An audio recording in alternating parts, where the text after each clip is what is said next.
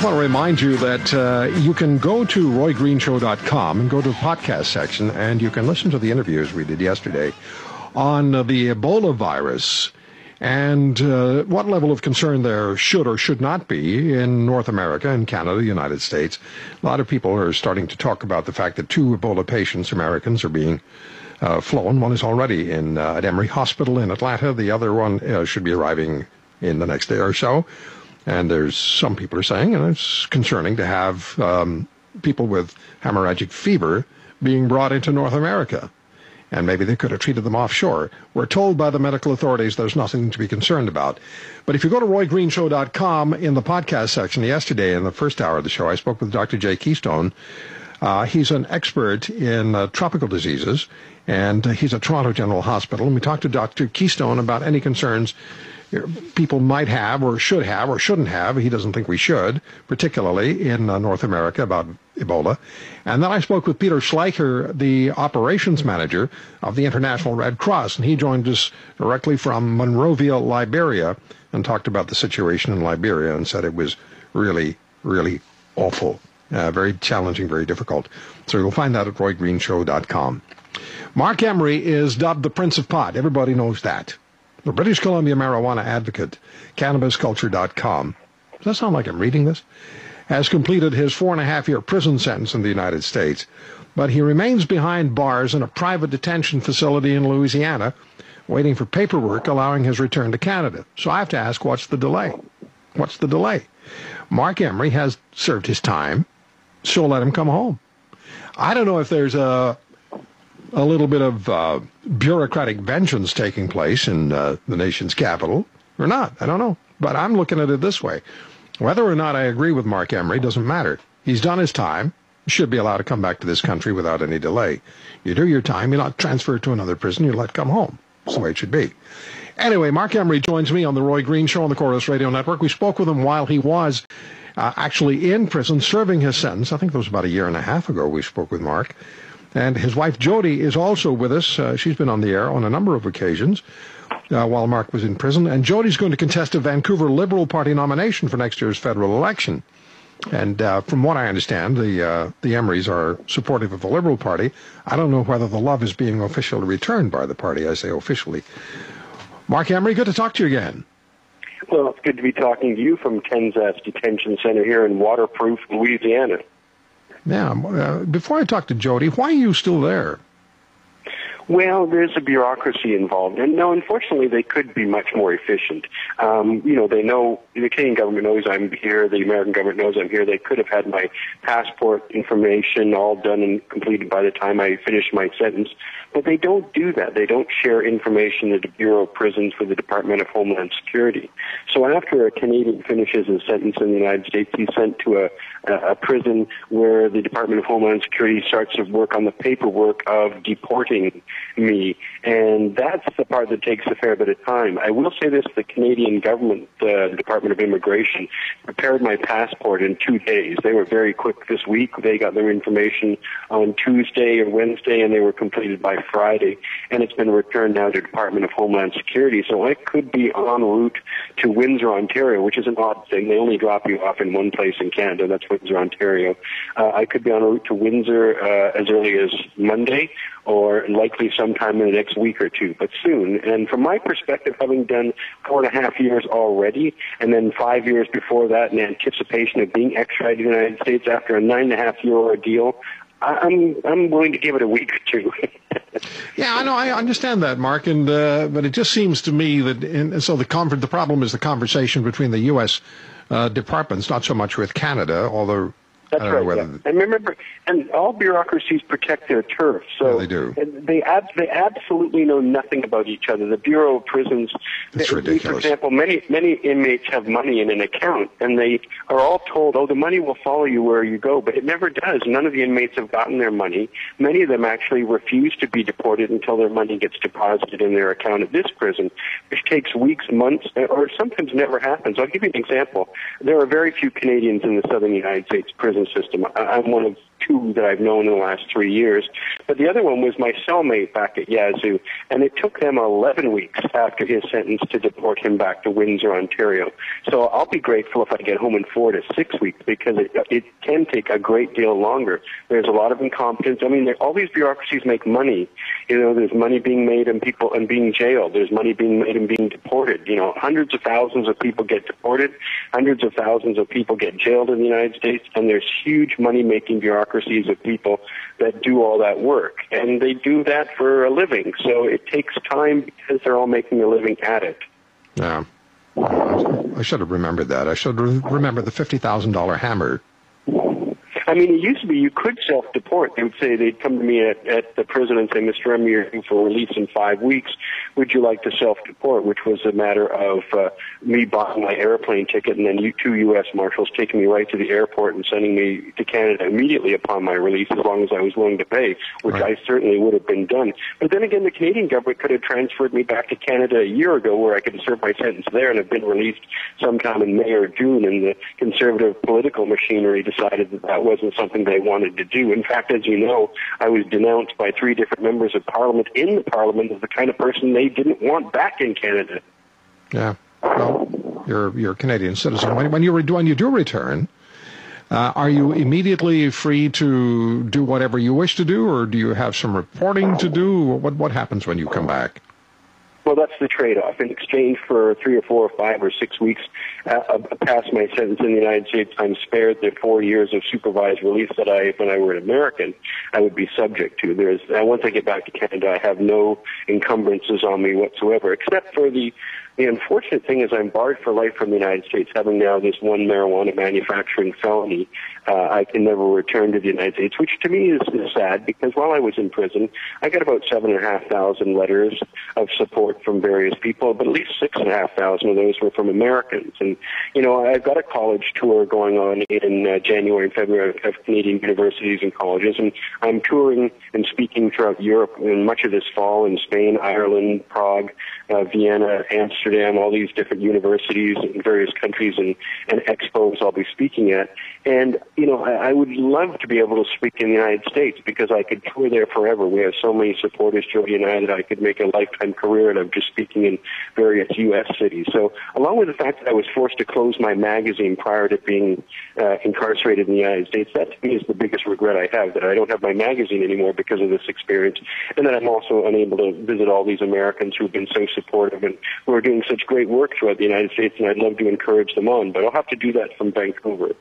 Well, we're going to come back and we'll talk more with Marc Emery, and we'll include his wife Jodie in the conversation. I find it interesting. Of course, we've all noted this. During the time that Marc Emery was in prison, recreational use of marijuana became sanctioned state law in Colorado and Washington, and the Washington state prosecutor who put Marc Emery into prison is now supportive of legalizing marijuana. We'll come back with Marc Emery, and we'll talk to Jodie as well. Stay with us on The Roy Green Show on the Chorus Radio Network. Send your emails to Roy at RoyGreenshow.com. This is the Chorus Radio Network. Bill Kelly doesn't skirt around the issues. He knocks them to the ground to get to the truth. And weekday mornings, that's exactly what you get on AM 900 CHML. You want to tell us how you really feel about something? Call us. We'll listen, and the rest of the city will listen too. He's tough. He's articulate. He's no nonsense. Some people think politicians are fabulous. Oh, come on, there's got to be somebody out there. Maybe very little nonsense. He's Bill Kelly. Weekdays from 9 until noon on Hamilton's News Talk Leader, AM 900 CHML. Today, more and more Canadians are choosing cremation over traditional burial. Discover why cremation is simpler and more economical when you make the arrangements in advance. Whitechapel Memorial Gardens provides dignified, affordable cremation services starting from only $30 per month. Complete your final plans with Whitechapel and choose a simple cremation that saves money and spares family from unnecessary stress. Call Whitechapel today at 905-528-1128 and ask for your free information kit. Visit OLG Slots at Flamborough Downs, and you'll always remember the great time you had. The buzz of exciting games. Yes! That amazing time you had at the races. Incredible! wonderful. That time you cheered way too hard when your friend won a jackpot. Wow, what a night. With hundreds of slots, dining, live entertainment, and horse racing, it's an unforgettable night. Visit OLG.ca or OLG Slots at Flamborough Downs. Open 24/7. Bet you'll have fun. Must be 19 years of age. Know your limit. Play within it.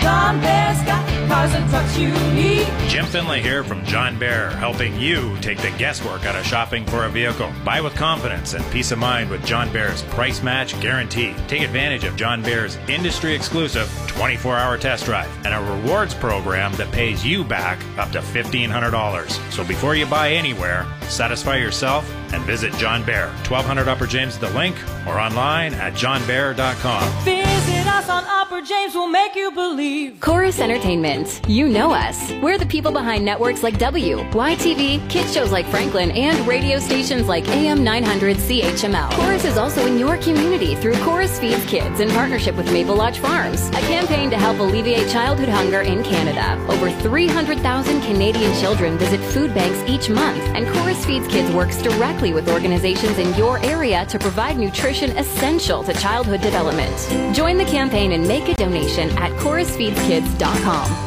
Sometimes you gotta enjoy life's simple pleasures, like a drive out to the country, embrace that gentle breeze, inhale the glorious scent of flowers in bloom, and the delicious aroma of cinnamon wafting from the Carluke Orchards Bakery. This summer, all roads lead to Carluke Orchards, featuring an assortment of delicious pies and muffins. Carluke Orchards, just off the 403 at the Wilson Street exit in Ancaster. Look for the signs. Open Tuesday to Saturday, 8 a.m. until 6, Sunday 11 to 5. Online, carlukeorchards.ca.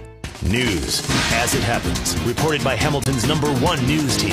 This is Hamilton's News Talk Leader, AM 900, CHML.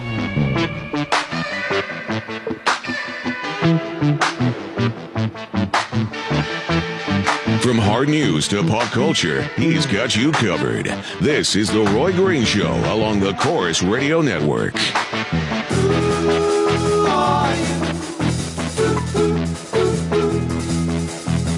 On Twitter at The Roy Green Show, RoyGreenshow.com is the website, and listen back and download anything you choose in the podcast section, any segment of the show that you want to hear again, or download. Marc Emery joins us from the detention center in Louisiana as he waits to be deported from the United States and return to Canada after 4.5 years in prison.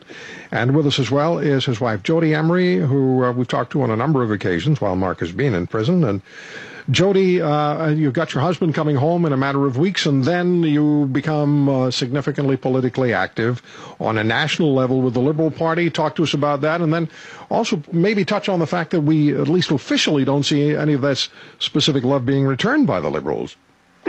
Well, Marc and I have always supported politicians and parties who support ending prohibition. That's very important to us, to save the tax dollars and save those lives. So 10 years ago, we supported the NDP with decriminalization being offered. And now we have the Liberals looking at and supporting legalization. And that to us is so important in terms of saving tons of dollars. I mean, millions and millions of dollars. And again, lives as well. The human cost is unaffordable. It's unjust to put people through what I had to go through and what so many children do. So for us, the Liberal Party, looking at legalization over time and developing this policy and this framework, we support that. And I joined the party only recently because I was asked to join up and throw my support behind it and put my name in to be a possible candidate to run in the next election. And it would be an honor to do so. All right, Marc, I understand that you've said that there's going to be political, the term that I've heard in bandied about is there'll be political revenge against the Conservative Party when you return to Canada. You and Jodie will exact a price from the Conservative Party as we head toward the 2015 federal election. Talk to us about that. Well, in a democracy, the only appropriate form of revenge, there's that old phrase, don't get mad, get even. Well, in a democracy, it's don't get mad, get political. And the Conservative Party has made more harsh laws against marijuana cultivation and possession, and they've not legalized marijuana. So, and we're seeing this happen on our borders in Washington State. Alaska is going to legalize in November. Oregon's going to legalize in November. Throughout the United States, there's a great movement from both the state legislatures and the federal government, from the people at large, from ballot initiatives. It's happening from every source that marijuana legalization is coming, and it's coming quickly. So with this opportunity opportunity that Justin Trudeau has put forward to Canadians by saying, I'll legalize marijuana. This is our great opportunity. This is the most pivotal election for the millions and millions of Canadians who want to see marijuana legalized. So when I say revenge against Stephen Harper, yes, it's been a cruel Harper regime, I think. I think there are many, many policies I object to and disagree with that he's put in place. I don't like his attitude. I don't like his dictatorial manner. I don't like the tyrannical behavior that comes out of the PMO's office. And all these things combined have motivated myself and Jodie to participate in a number of lectures I'll be giving on Canadian universities. Do you have a sense, though, Mark? You have a sense that Justin Trudeau has, and I want to talk about Trudeau. I want to talk about you and about Jodie, but do you have a sense that Trudeau has really been open with Canadians about his plans for legalizing marijuana? He doesn't say all that much. He's not that specific. And at the same time, here's a guy who admits to smoking marijuana, which is a criminal offense in this country. He gets away with it. You went to jail. Different countries, different laws, but he got away with it. You went to prison.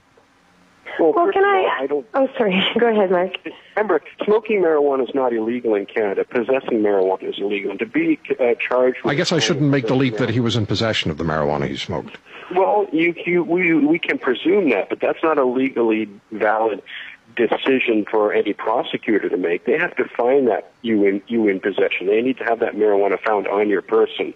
And millions of Canadians consume marijuana every day anyway, so he's just like millions of others. And if he did talk about pot more often than he does, he would be accused and attacked even more by the Conservatives for being only focused on pot. So leave that to the experts and the analysis, and that's what he's doing. He's letting people within the party investigate this and look into it to draft it for him.